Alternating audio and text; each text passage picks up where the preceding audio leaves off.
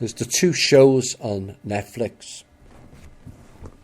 that I've highlighted recently, Secret City and Pine Gap. And it highlights the seedy world of politics, espionage and global spying games.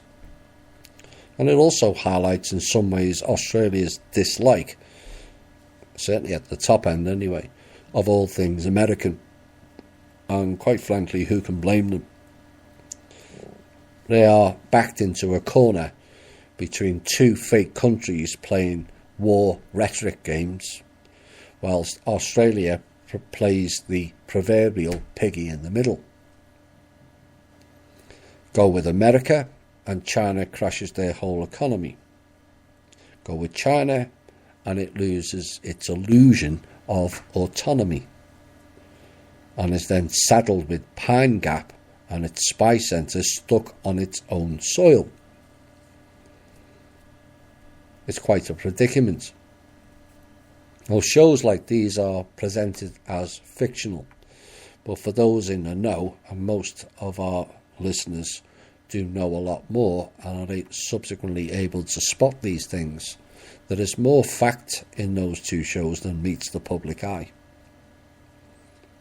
And it shows how the seedy world in its full, ugly, naked glory, and it's riddled with backdoor deals, shady insiders, espionage, spooks, double and triple agents, covering up indiscretions, country-to-country backdoor deals, and life in particular to do with Pine Gap, is all played out via a computer screen and audio listening monitors that are all over the bloody planet.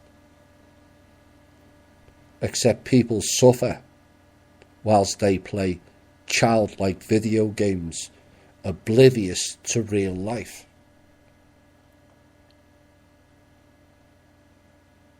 Shooting down planes to keep trade deals going, pushing one country to support you despite you killing their people.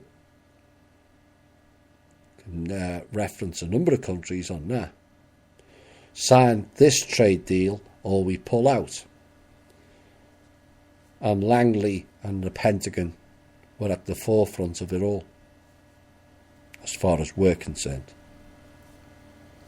under the guise of protecting American interests.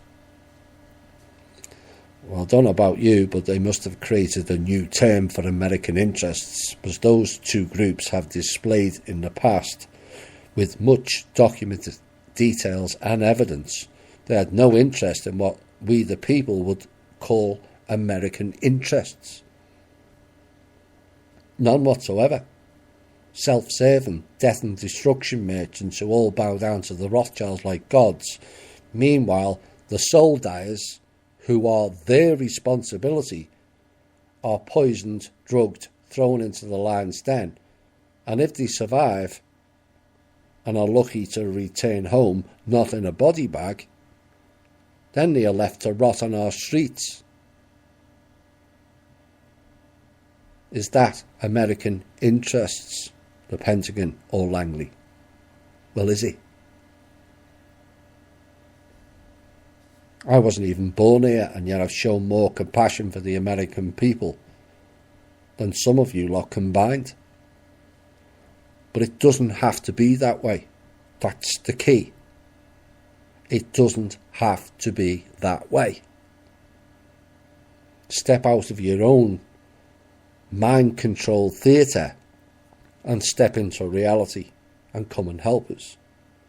And thankfully, at least one of those groups appear to be doing that as of this week. But it's all there in those two shows.